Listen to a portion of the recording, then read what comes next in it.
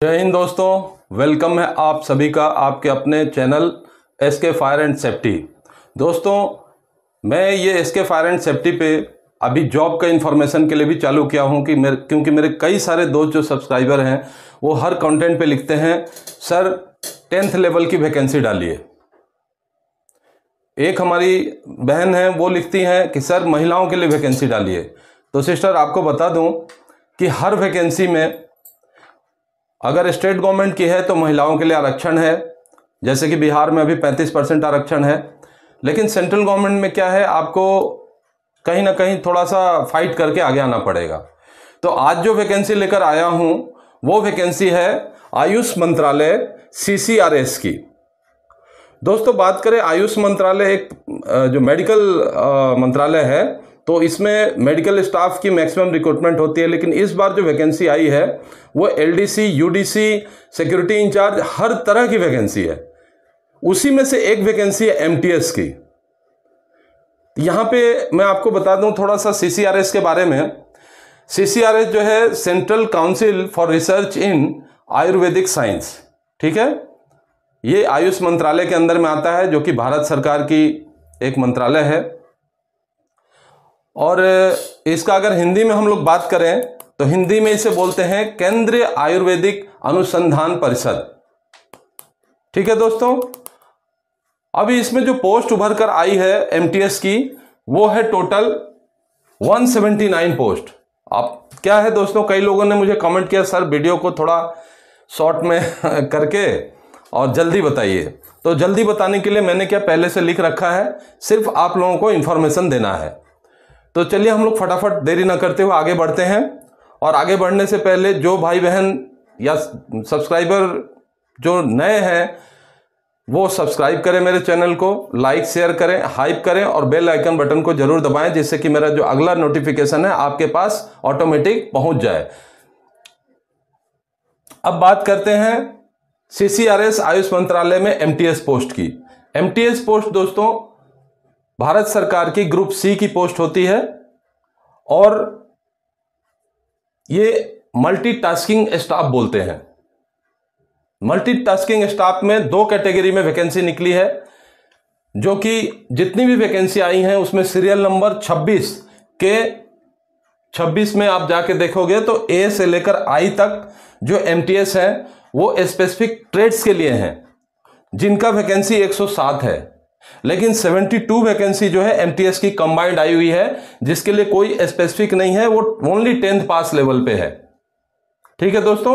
तो अब हम लोग बात करते हैं कि जो MTS A से लेके I तक की जो जिसमें ट्रेड से वो ट्रेड से रिलेटेड ही होना चाहिए, मैट्रिक प्लस ट्रेड में ITI, जिस ट्रेड में है उस ट्रेड की ITI होनी चाहिए, या तो फिर 1 साल का अनुभव होना चाहिए किसी रेपुटेशन इंस्टीट्यूट से, जिस क्षेत्र में वो अप्लाई करेगा उस क्षेत्र में। जैसे कि MTS पंचकर्मा है तो उसे पंचकर्मा का अनुभव होना चाहिए। पंचकर्मा मीन्स एक आयुर्वेद की पद्धति है जिससे हम रोगों को ठीक करते हैं। तो आइए अब फटाफट बात करते हैं।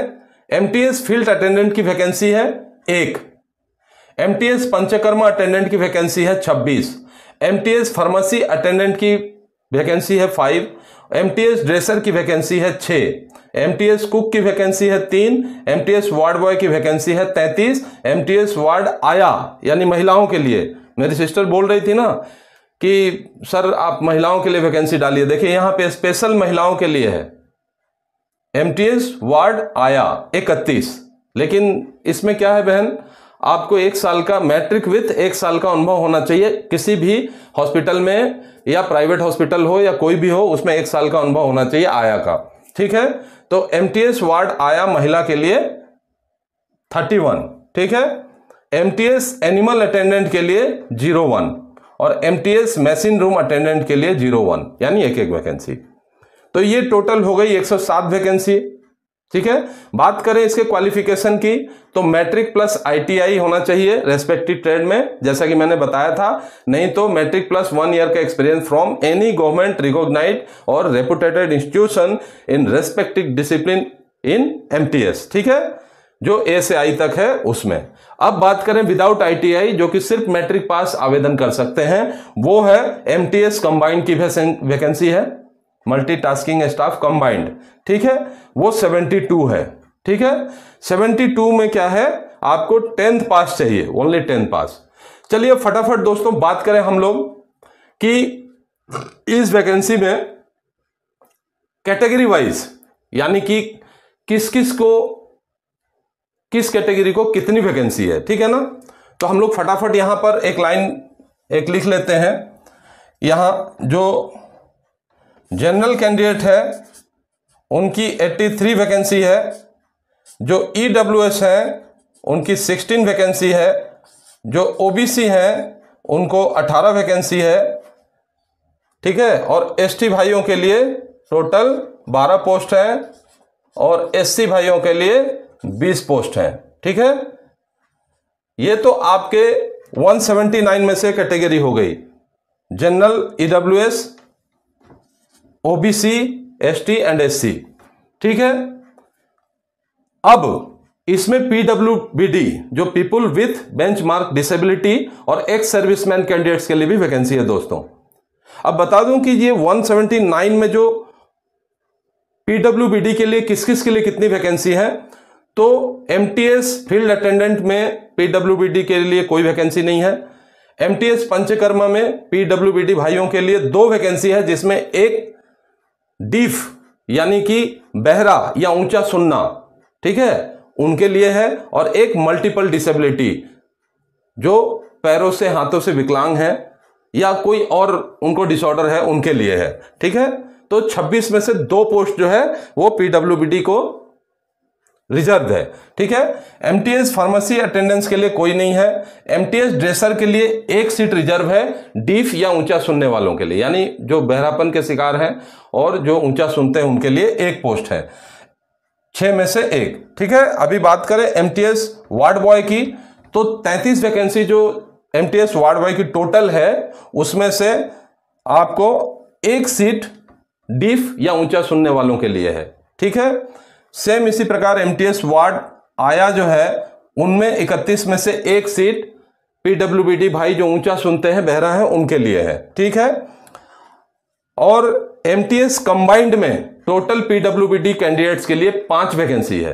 5 वैकेंसी में 2 वैकेंसी जो है वो जो आंख से नहीं देख सकते, जो अंधेपन के शिकार हैं, उनके लिए है, या जिन्हें कम दिखाई देता है उनके लिए है, और 2 पोस्ट जो है वो ऊंचा सुनने वाले, यानी जो कान से नहीं सुन पाते मेरे भाई, उनके लिए है, ठीक है।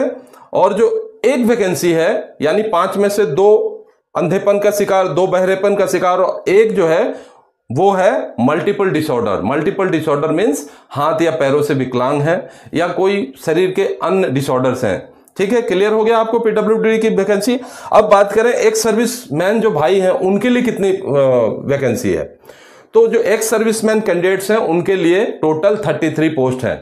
जी हाँ, जो ex army man, air force and navy के जो रिटायर्ड पर्सनल हैं उनके लिए यहां पे 33 पोस्टें हैं।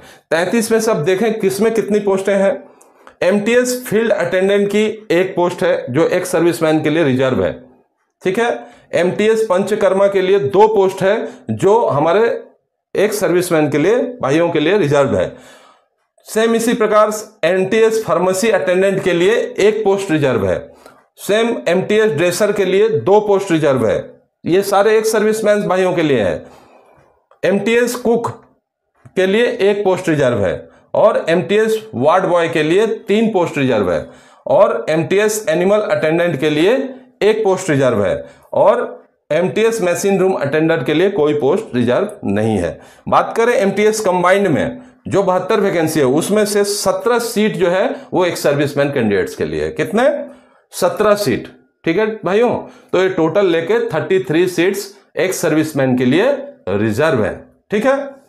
चलिए, हमने बात कर लिया, क्वालिफिकेशन में भी बात कर ली, और इनकी कैटेगरी, जो कैटेगरी है, कैटेगरी की भी बात कर ली। अब दोस्तों हम लोग बात करेंगे एज लिमिट की, ठीक है। आगे चल के हम लोग बात करेंगे इनका सिलेक्शन प्रोसेस किस प्रकार से होता है, ठीक है।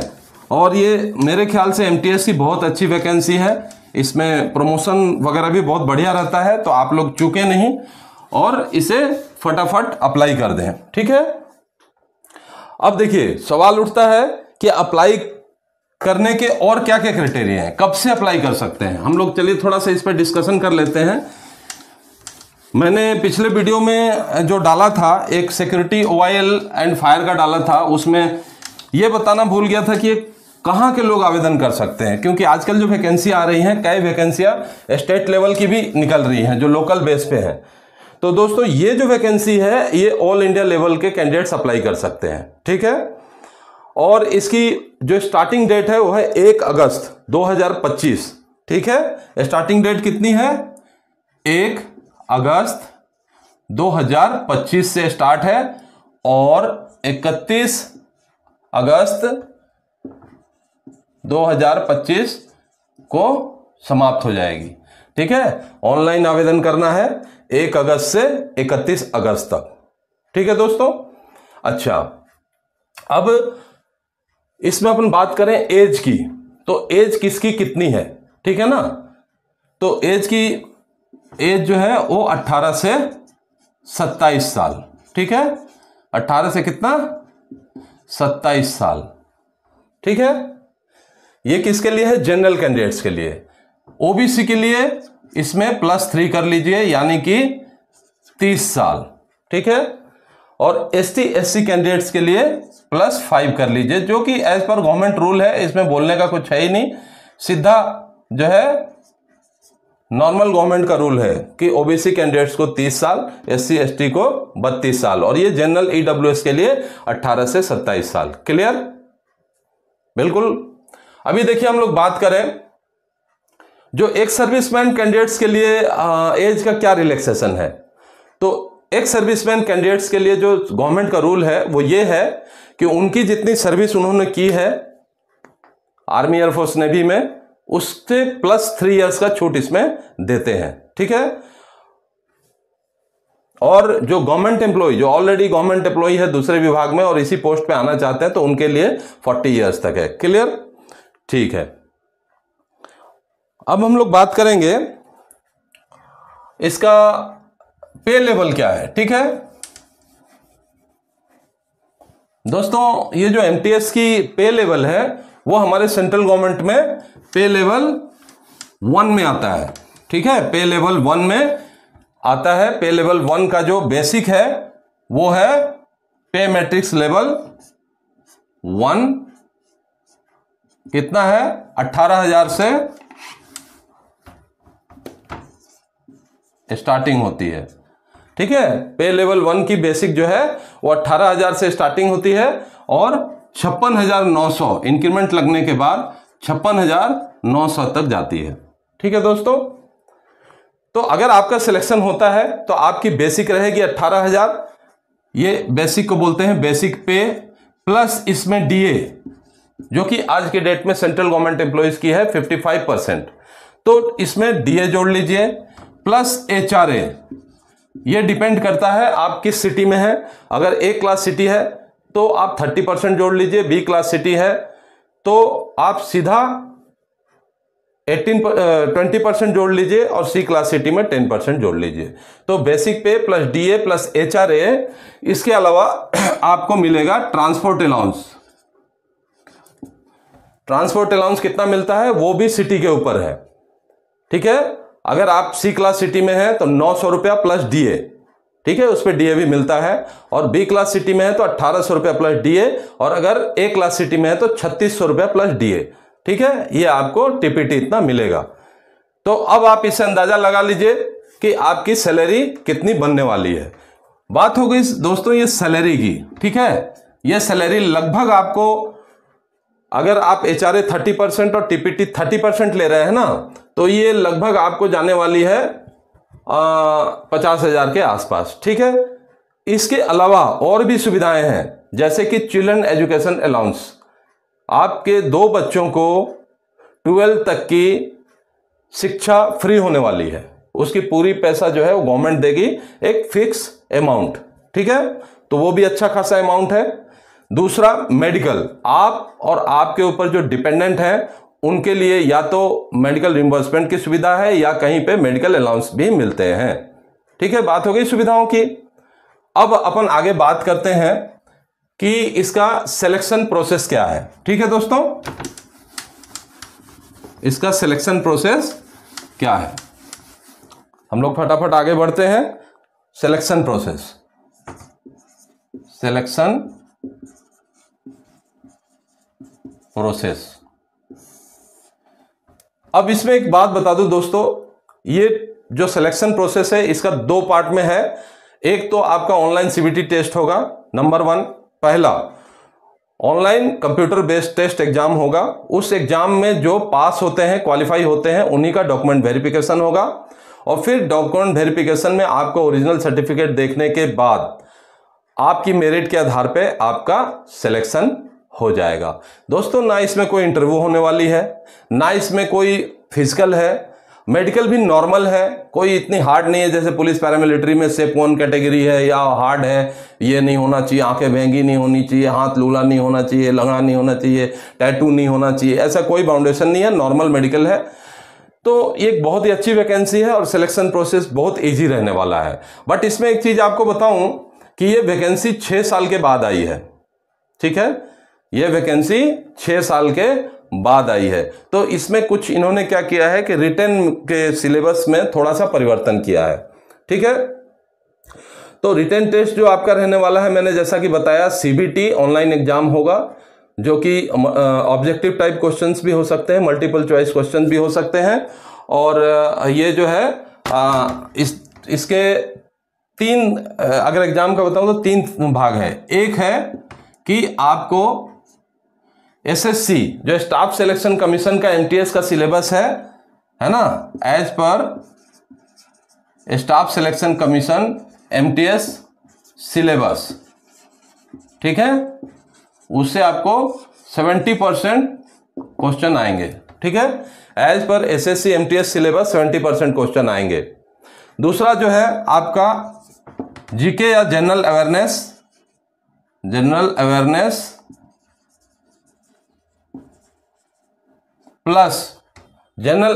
Plus aptitude plus reasoning.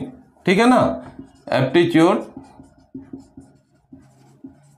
Plus reasoning, इसके कितने क्वेश्चन आएंगे? 20%। ध्यान दीजिएगा, इसके 20% क्वेश्चन आएंगे। और नंबर 3 हो गया आपका आईटी। ठीक है, आईटी सेक्टर का knowledge. IT sector means working knowledge, यानी कि काम चलाऊं आपका नॉलेज होना चाहिए किसमें? इंफॉर्मेशन टेक्नोलॉजी में। ठीक है, इन आईटी यानी कि इंफॉर्मेशन टेक्नोलॉजी प्लस कंप्यूटिंग। आपको कंप्यूटर में डाटा एंट्री का थोड़ा बहुत काम आना चाहिए। उसके बारे में पूछ लेंगे कि एमएस विंडोज में अगर हमें पावर पॉइंट का ऐसे ऐसे करना है तो क्या करना है, एमएस वर्ड में अगर हमें टेक्स्ट को बोल्ड करना है तो क्या करना है ना, ये सब चीजें प्लस कंप्यूटिंग। ये कितना होगा? 10%। ठीक है दोस्तों, टोटल कितने हो गए? 100%। यानी कि 100 मार्क का क्वेश्चन होगा। 100 मार्क के क्वेश्चन में 70 क्वेश्चन एसएससी के सिलेबस के रहेंगे, जो एमटीएस का सिलेबस है। 20 question general awareness plus aptitude plus reasoning के रहेंगे। और 10 क्वेश्चन यानी कि 10 क्वेश्चन जो रहेगा वो कंप्यूटर के जानकारी के बारे में रहेगा। अब ये 100% तो हो गए। अब ये होगा कितने देर में ना बच्चों? ये 2 घंटे का पेपर होगा, 2 आवर्स। ठीक है, 2 घंटे का पेपर होगा, 100 मार्क्स का पेपर होगा।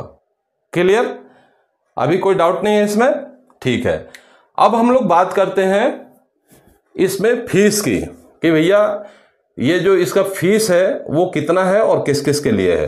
तो देखो, फीस जो है वो जनरल कैंडिडेट्स है ना, ओनली जो जनरल कैंडिडेट्स प्लस ओबीसी के लिए रहने वाली है 300 रुपये। 300 रुपये कैसे ना? 100 रुपये प्रोसेसिंग फी और 200 रुपये एग्जाम फी। ठीक है, अपन ये अलग अलग कर लेते हैं, प्रोसेसिंग फी, ठीक है, and exam fee.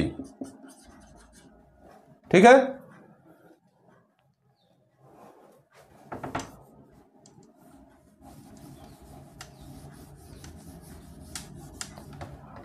Processing fee plus exam फी। तो प्रोसेसिंग फी कितनी रहने वाली है? 100 रुपये। किसके लिए? जनरल कैंडिडेट्स के लिए, प्लस एग्जाम फी 200 रुपये, टोटल 300 रुपये हो गए जनरल कैंडिडेट्स के लिए।